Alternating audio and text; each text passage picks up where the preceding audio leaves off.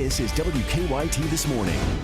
Good morning. Welcome into you. I'm Rebecca Smith. And I'm Bill Bryant, and we're certainly glad you're with us this morning after a rainy night. It is your Wednesday, February 3rd. Now at 6 a.m., the threat of severe weather has passed, but the overnight rains and wind, enough to cause a few problems across the state.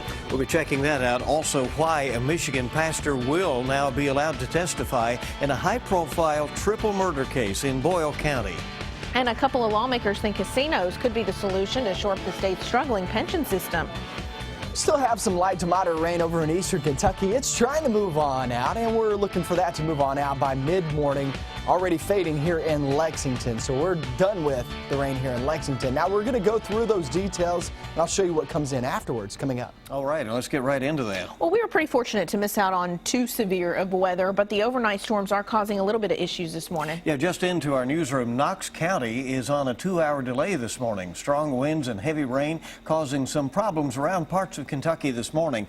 And WKYT's Mark Barber is live in Lexington to explain what you may be facing out there. Good morning. Good morning, Bill. While those strong winds and heavy rains have really pushed their way through Lexington, crews have been working to pick up the damage left by the overnight storm. About 2 hours ago, they cleared a tree that fell onto the outbound lanes of Tates Creek here at Montclair. So while the downed trees that were pushed over by strong winds, they're not going to slow you down this morning. Something that might are very slick roads. Hours of heavy rain have led to standing water on some stretches of roadways. This morning, water is ponding on New Circle Road between Liberty and Palumbo, and there is also standing water in the right lane of Nicholasville Road. Minor flooding was also a concern through the morning. 911 dispatchers say it caused rocks to block part of the road at Leestown and Dolan, but those rocks have since been cleared. Now, when I was speaking with dispatchers earlier this morning, they say something that is very surprising to them is the fact that the obstacles in the road and the very slick roads have not caused any crashes so far. They're hoping that remains the case through the morning rush. Live in Lexington, Mark Barber, WKYT. All right, Mark, thank you. A Southern Kentucky road is back open this morning after an overnight rock slide. State road crews say the rock slide on the Cumberland Parkway in Pulaski County caused 2 accidents near Nancy. Part of the parkway was closed while crews cleaned up that mess. Parts of the South are bracing for more severe weather just a day after being hit by storms and tornadoes. Mississippi and Alabama suffered extensive damage when twisters tore apart homes and other buildings. The same weather system buried parts of the Great Plains under heavy snow, creating a mess for travelers. And a reminder, you can track storms along with the latest traffic with the WKYT Weather Plus Traffic app. You can download it for free in the app or Google Play stores. Now coming up on 6:03 on WKYT this morning, there are some developments in a high-profile triple murder case. A judge has ruled that certain evidence against Pulaski County preacher Kenneth Keith will be allowed at trial. WKYT's Michelle Chamberlain is at our live desk to explain what that evidence is. Michelle? The Pulaski County preacher's lawyers tried to argue that 4 phone conversations between Kenneth Keith and the Michigan preacher after the 2013 murders were confidential. The Advocate Messenger reports a judge denied the request to suppress the preacher's testimony. 3 of the 4 conversations Tracy Harold had with Keith were recorded. Boyle Circuit Judge Darren Peckler said, quote, "The defendant did not make a confession." He went on to say Harold testified that the communication appeared to be an attempt by the defendant to establish an alibi. Harold testified that he called Keith after hearing about the murders and robbery of Michael Hawkinsmith, Angela Hawkinsmith, and Daniel Smith. Harold said he called to encourage Keith. Part of their conversation included Keith yelling, "They ain't innocent. They cost me lots of money." Keith then said the Hawkinsmiths, quote, "stole my business," end quote. That's when Harold went to the police. Harold and Keith's next 3 conversations were then recorded, eventually leading to Keith's arrest. Now Keith faces the death penalty if convicted. A trial date has not been scheduled. At the live desk, Michelle Chamberlain, WKYT. Michelle, thank you very much. A Kentucky murder victim is being remembered by his family and friends as police are searching for his killer. State police say 53-year-old Shane Thomason was shot to death on Monday at the Washington County Livestock Center. Last night, his friends held a memorial at his favorite restaurant. He's one of the best. You couldn't ask for a better guy. He'd give you anything he had, help you in any way he could help you. And police have not released any information about the person who shot and killed Thomason. A Lexington man accused of killing his wife nearly 6 years ago has entered an Alford plea that allows him to plead guilty to the crime but still maintain his innocence. A jury convicted Donald Southworth of the murder in 2012 of Umi Southworth. The state Supreme Court overturned his conviction and granted him a new trial because of testimony jurors heard about his sexual history. But instead of going to trial, Southworth took an Alford plea to a first-degree manslaughter charge. He's scheduled to be formally sentenced next month. His recommended sentence is 15 years in prison. Lexington police are looking for a man who robbed a hotel at gunpoint. It happened last night at Bluegrass Extended Stay on Richmond Road. Police say a man walked in, pulled out a gun, and stole money from the register. Well, an Ashland couple in jail accused of causing their 3-month-old son's death. A grand jury indicted Leslie Daniels and Nora Sawyers on murder charges. Police say the couple's son Landon died last summer of blunt force trauma to the head, consistent with shaken baby cases. Well, 2 state senators think that expanded gaming could be the solution to shoring up Kentucky's struggling retirement systems. The senators have proposed a new bill that would allow for a constitutional amendment to allow gambling to be added to the ballot this fall. 90% of the revenue would go to the state's retirement system and the teachers' pension fund. The remaining 10% would go to the state's horse industry. A week after Governor Matt Bevin proposed a 2-year state budget, House Democrats say now that they are likely not going to approve his spending cuts. The governor is calling for $650 million in cuts, but House Budget Committee Chairman Rick Rand says he does not understand why the cuts are needed when the state is projected to finish the year with a $200 million surplus. The governor says the cuts will help make sure there is enough money for state pensions and for Medicaid. Well, it's pretty much back to the drawing board for UK coach John Calipari. You got to figure out how to get things going here. Yeah, another tough loss. Kentucky jumped out to a big lead against Tennessee last night, but as that game progressed, the game really started to slip away from the Cats. In final minutes of the first half, Tennessee cut a 21-point deficit to single digits. That momentum carried over into the second half. UT actually able to overtake UK in the last minutes. Final score 84-77. All right, a bit of a frustrating game for the Cats as they now get ready for Florida on Saturday. Now, your hour-by-hour forecast with meteorologist Micah Harris. Yeah, we're still getting some downpours here and there, but these downpours will not last long. Once this thin line makes its way through eastern Kentucky, which we're seeing right now, Pikeville, you're next in line. What you're seeing, it lasts maybe 3 minutes and it moves on through. So, yeah, you'll get some gusty winds with that, but no severe weather out of this. That is long gone. That really faded away as we approached that midnight hour. Once we got to the midnight hour, we kind of realized that, hey, moving this back, moving the timing back on these storms really helped us out. So because it came through so late in the night and off into early morning hours, that helped us out big time with the loss of energy and the loss of some of that sunshine. So that helped us out. But we're still looking for some heavy downpours over toward the east. It's going to be a wet go at it across 460 and then make your way back towards, say, Prestonsburg, all the way down toward Pikeville. That's pretty wet conditions. That goes for you guys in Syersville and also Paintsville. Look at these temperatures. So we're in the mid to even some upper 50s. But there's not really that cold of air around in the next 12 to about 18 hours. Now you go off in 24 hours, it's going to be a different story. There's the cold air. I mean, it's bottled up well back toward the west. It's going to take some time to get here. That means that once we go through the day, yes, we will drop those temperatures, but it's not going to be a big fall. We'll be right around 50 degrees to about 55 degrees, depending on where you are. Later on this afternoon, with a mixture of sun and clouds.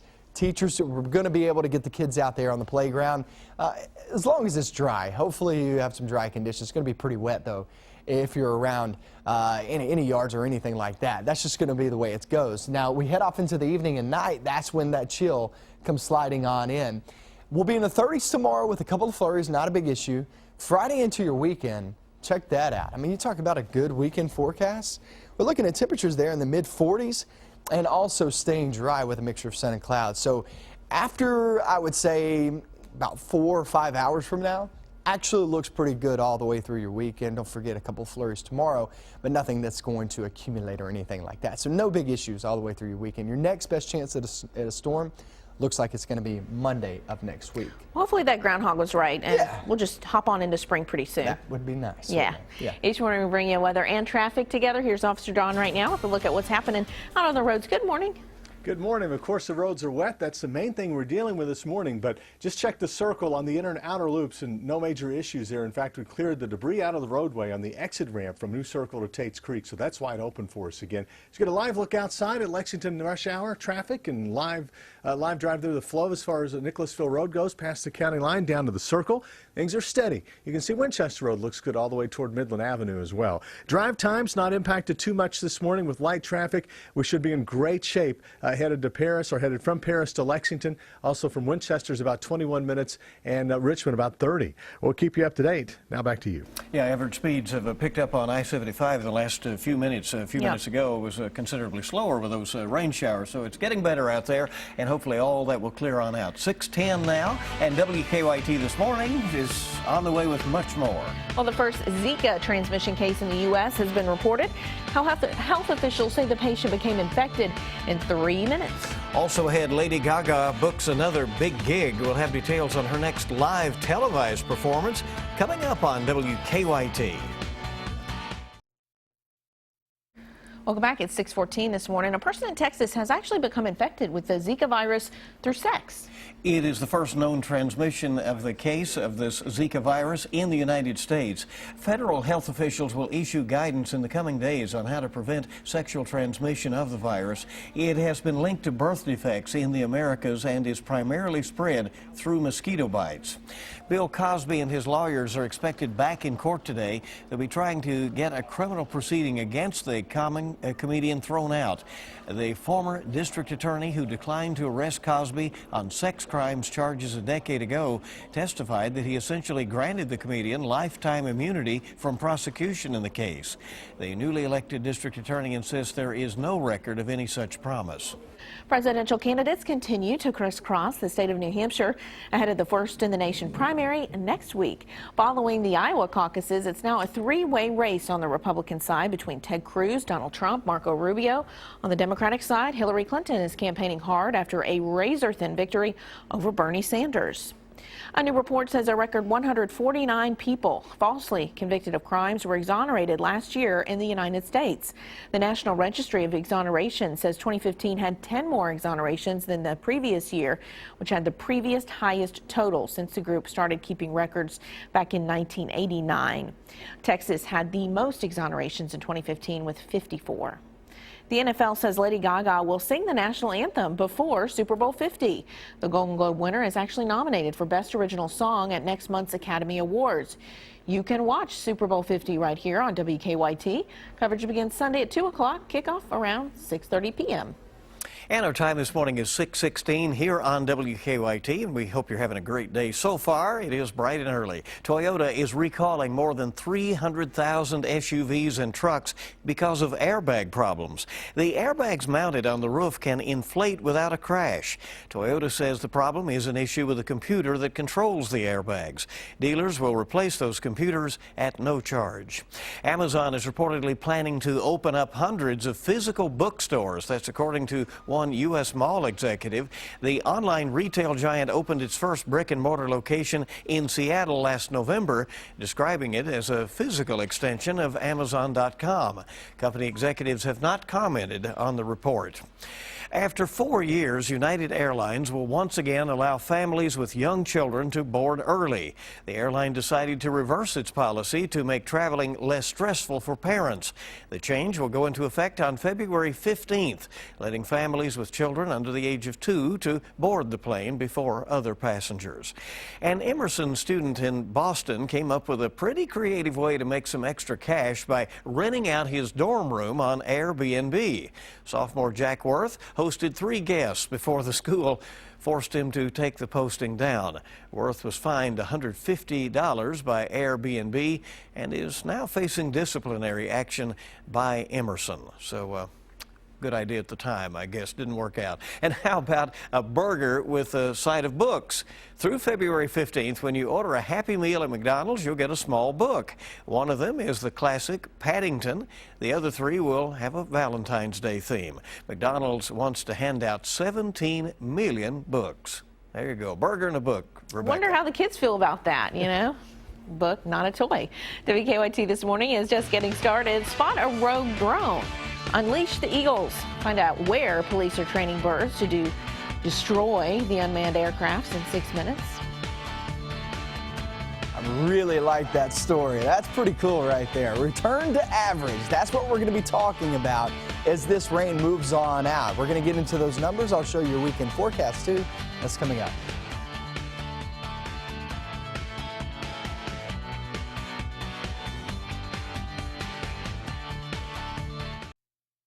Good morning. Welcome back into WKYT this morning, 6:22 on your Wednesday. Yeah, we hope yours is off to a great start. Strong winds and heavy rains caused a bit of problems around the state this morning. Yeah, things are calming down at this point, but that's what's trending at this hour. A strong wind toppled part of a tree onto Tates Creek Road in Lexington overnight. That's near Cooper Drive. One lane was blocked until crews could remove the tree. So take it slow on your morning commute. There is ponding on New Circle near Liberty Road, also on parts of Nicholasville Road this morning, and the interstate's been running a little slower as well. A Michigan pastor will be allowed to testify against Kenneth Keith in a Boyle County triple murder case.